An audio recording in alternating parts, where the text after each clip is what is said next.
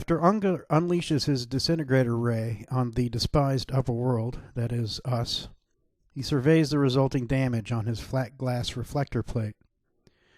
This is yet another unlikely technology, of course. The swooping electron beam of the cathode ray tube must project onto a concave surface to compensate for the visual distortion that occurs at the limits of the beam's path. And since the inner workings of the television are largely packed into a vacuum, the curved glass also stands as a bulwark against the pressures of the atmosphere. Unga's fantastic realm, though, suffers under no such constraints. As we viewers at home are treated to over-the-shoulder shots from Unga's point of view, we get to share his vantage as he lays waste to city blocks of the upper world. But in an intriguing sound bridge, we learn our cadre of heroes, Professor Norton, Crash, young Billy, and Diana, are seeing the devastation only in their mind's eye as Unga's screen fades to the quartet standing around listening to the bulletin on a radio. "What a scoop for our paper," proclaims Diana, running off in pursuit of the story. So tidily does this fleeting scene lift off the three major media of today in their proper proportions. Radio, the main provider of news and entertainment, is at once the center of attention and barely worthy of mention. Diana, spokeswoman for the newspaper industry, dashes hither and yon, eager, if not desperate, for a story, and this only stands to reason. 6 years previous, there were 1,942 daily newspapers in the United States. But over the decade, papers have folded and the print media are losing market share to radio so quick, it's feared the newsstand paper might soon go extinct. Television, meanwhile, remains mostly a figment, an imagining in the minds of radio listeners or Unga's fantastic device. The 3 years since Kingdom have seen enough refinement in the technology of television that is ready to be shown off as an exotic offering at the 1939 New York World's Fair. About the size of Unga's reflector plate, but with a screen 1/4 the dimension, a television like NBC's floor model would go for about $600, or 4 months' average salary. Still wanting for buyers as well as programming, television nevertheless glows with promise, destined to revolutionize the household of the future. Perhaps in 10 or 20 years, our own living rooms might resemble Unga's undersea lair. In keeping with the spirit of the age, Phantom Creeps, 1939, episodes 203, 205, and 206, short subjects, is propelled by novelty and invention. Most of this springs from the brilliant, if not particularly efficient, Zorka. Among his trinkets, a mechanical spider and metal disc, which combine to produce an explosive vapor that puts anyone nearby into a state of suspended animation. He also has a ray gun that spews negative scratches, but for some reason he needs to spray his target with a separate solution before the ray gun will work, so he tends not to use it very often. His mammoth Iron Man, whose haunting visage is what the serial's best known for, is a kind of radio-controlled mechanical marionette. He's not put to much use either, one thinks mainly because the actor inside seems to be having prohibitive trouble getting the thing to move around. More practical is Zorka's devisualizer, which turns him into a nearly invisible wisp, hence the serial's title, which is a full sentence rather than a noun phrase. There are no creeps here. Zorka's principal innovation, though, is his meteorite. Extracted from an African volcano, the talisman exudes a steam so toxic it can scarcely be contained. The meteorite's powers will look familiar to anyone who's read speculation by the aforementioned H.G. Wells and quite a few others, including the decade's own real-life mad scientist, Albert Einstein, on the subject of whether the atom can be split, and if so, what the consequences might be. But in the Phantom Creeps' universe, the meteorite's power is the one thing originating from mystical rather than scientific sources. After all, the miracle of atomic power has not yet been harnessed, and it's not clear that it ever will be. Zorka might have a good understanding of how to exploit the meteorite, but his benevolent counterpart, Dr. Mallory, is more intimately familiar with its inner nature. In trying to unlock its secrets, he accidentally releases some of the meteorite's vapor and reels a moment with his hand at his throat, death blowing through him like a dank breeze. Science having made Mallory happy-go-lucky, he only wastes a moment fretting over his close call and instead immediately begins analyzing his experience in the hope that he can unlock the box's function. Then there's Perkins, runt and lackey for the foreign spies. When they have their turn at the box, he volunteers to open it because, working stiff that he is, he doesn't care to go on living anyway. On waking, he complains of being snatched from a pleasant dream. So the theology of the Phantom Creeps, to the extent it has one, can be said to include an afterlife, at least. What'd you wake me up for? I was having a swell dream. The idea of bombing cities might have been a flight of fancy for a bookish fellow like H.G. Wells, but for thugs like Tojo, it was pretty easy to come by. The greater East Asian co-prosperity sphere bombed cities when it spilled into eastern China in 1937. The Imperial Army Air Force blanketed Shanghai and Nanking in flame. The Nazis targeted central Brussels for systematic destruction the same year, and Picasso tied the transition from theoretical to actualized aerial violence with his twisted, nightmarish Guernica. In the early days of the Nazis' westward expansion, the Fuhrer was less showing inventiveness than a willingness to break rules of war that had previously been at least ostensibly sacrosanct. Aerial bombing has gone from theory to practice, in the arc from Undersea Kingdom to the Phantom Creeps 2. Forget engineering, planning, war college sophistication. In the Phantom Creeps, fire rains wantonly down from the sky, the girl reporter flinging grenades with glee from a wobbling miniature plane. In the series denouement, Zorka flings bits of the meteorite down on the sea, sinking 2 ships bent on putting a stop to his mad gambit for world domination. Here, the filmmakers over-rely on reckless jump cuts. The skittering, then power-mad girl reporter leads with her elbow in pitching iron pineapples out of the twin engines' double door. Then we cut the sedans flying off the highway. Zorka's bombing campaign is spliced together with stock footage of bombing tests on moribund vessels made earlier in the century. A real train barrels down the track, but a miniature plunges down the cliff the following week. In all this, the serial gets cut together with its mad pastiche of differently layered, lit, and gathered shots, but a sense of space is lost. There's no orientation. We will find this feeling of vertigo to be a theme in the next decade and in those that succeed it. The ominous spring of 1940, the U.S. House of Representatives holds hearings regarding a slate of propagandist films encouraging U.S. entry into World War II. The situation in Europe is not great. Germany has run roughshod over the Western European territories and is poised to conquer Britain. I Married a Nazi and The Mortal Storm feel dated on their release this year since, like any movie, they passed time in editing and distribution talks after their completion. When I Married a Nazi was written, likely 1938, the National Socialists had not yet claimed Czechoslovakia and the Sudetenland, and the movie is caught up with the prospect of their annexation. Here's something about narrative film is accented that rates further explanation. The fact that movies are completed and then released. This means that they are often associated, for archival purposes, with 2 competing dates, when a movie's shot and when it opens. For seasonal films, Gene and Kathleen Lockhart's A Christmas Carol, for instance, this usually isn't an important issue. Their premiere can be held until their season rolls around. But for a topical picture like Mortal Storm, as is also true for the press, prompt publication is vital. Delay jeopardizes the film's relevance, which in turn puts its financial success at risk.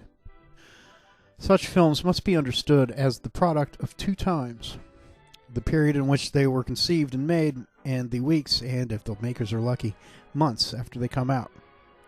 The wider the gap between these indicators, the greater the chance that the cast and crew's perspective and that of the overall culture, the market for which these products are targeted, will diverge. The hearings also indicate that narrative film wields enough power to impress the interventionists and alarm the America Firsters. The power I refer to, of course, is that of the movie makers to influence the general public, to shape the attitudes of the latter to more closely adhere to those of the former. The more conspiratorially minded have already noticed that it would be possible to lead popular opinion toward any attitude of the movie maker's choosing. Even as Europe and Asia sink into war, America is rising out of the Great Depression, or so we're told. The stories conveyed in cinema are largely stories of wastelands. and wastelands have been the Depression's chief harvest. Take the previous year's Oscar winner, The Wizard of Oz, which begins in black and white, Dust Bowl, Kansas. Once Dorothy, the movie's doe-eyed heroine, is whisked away to Oz, the movie turns to vibrant and pricey color.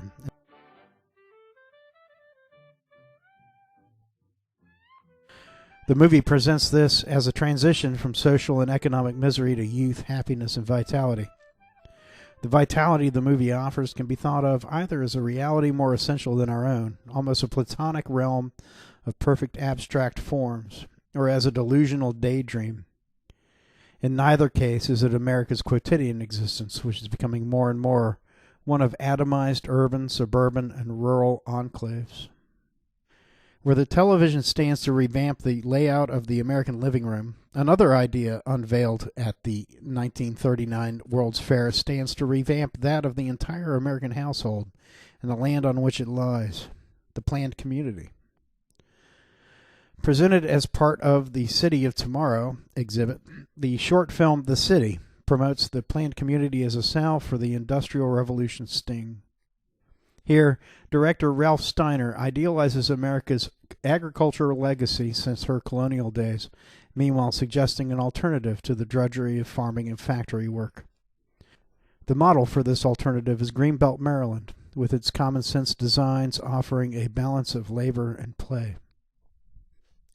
In futuristic Greenbelt, which was built 2 years before in the northern suburbs of Washington, D.C., workers lived near their jobs. Greenbelt and its environs are indeed functional, but also have an air of the alien. The town's parks and boxy homes are sparely ornamented and set off with concrete walls and sidewalks. The roads in and out wind and twist, rather than meeting at right angles, and are accessed from the throughway, another recent contrivance, using something called a clover leaf, a symmetrical arrangement of paved circular ramps that allow rushed drivers to leave and enter town without too much maneuvering. Once arrived, Greenbelters find everything they need in their local neighborhood. Residence, school, house of worship, and shopping are a short walk, bike ride, or drive away. But there's a homogeneity to it. Few ornaments adorn Greenbelt's outdoor spaces. What fences there are have no spires. The schools are square and dreary.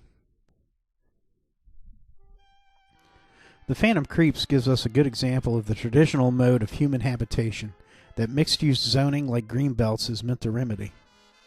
Revolving around a MacGuffin-esque meteorite with magical, potentially apocalyptic, destructive powers, the Phantom Creeps tidily arranges its various actors each in a unique category of living environment, and each environment is so quintessentially its own that there's no room for confusion.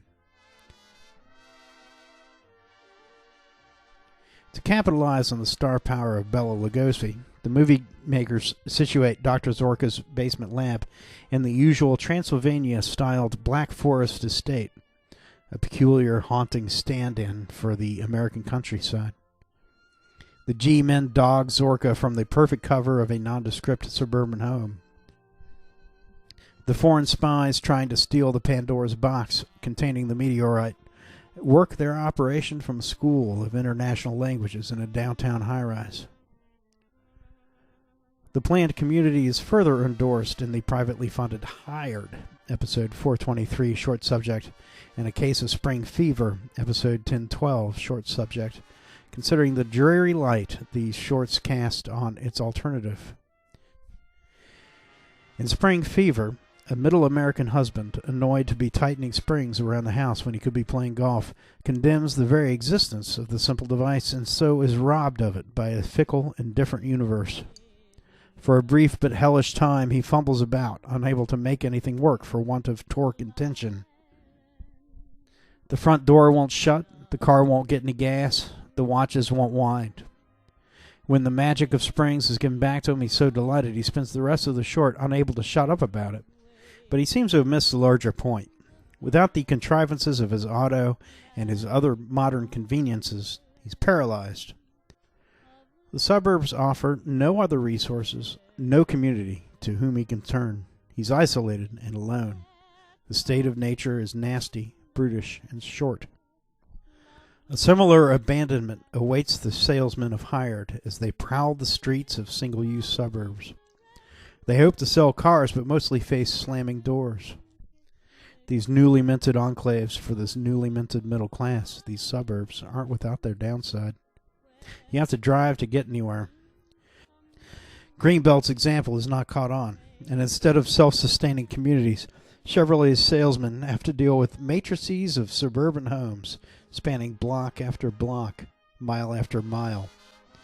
The city planners behind the city have lost. This is how the future will be.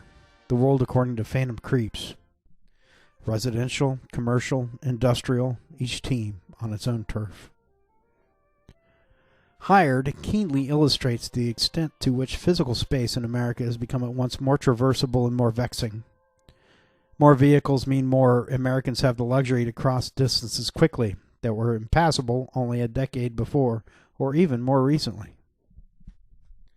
On the other hand, the need to cross such distance is quickly becoming more acute, and it's not just coincidence that this trend dovetails with the proliferation of the automobile. Each enables the other. Henry Ford's famous equation has it that auto workers at his Model T plants should be compensated well enough to afford the product their labor helps build.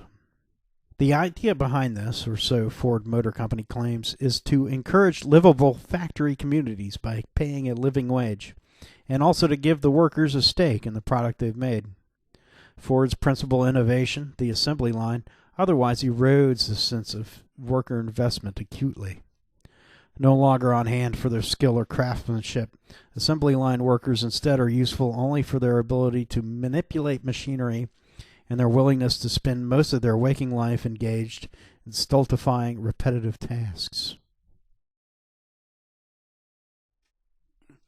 The dullness of the assembly line has long been the subject of arch-leftist critique, most famously in Fritz Lang's 1929 Metropolis, to which the Phantom Creeps' Iron Man design seems to owe a debt. Henry Ford's promise of middle-class worker compensation seems meant as a concession to this, a bargain in which one accepts a maddeningly dreary and often dangerous work routine in exchange for the promise of community and comfort in the off hours. The principal irony of Ford's equation, of course, is that once one has a car, one needn't situate oneself in the factory community at all. The days bring such misery that, come quitting time, the worker wants nothing more than to get as far from the factory as possible. It feels like a deep plunge from the static surface world to the depths of the miraculous sea.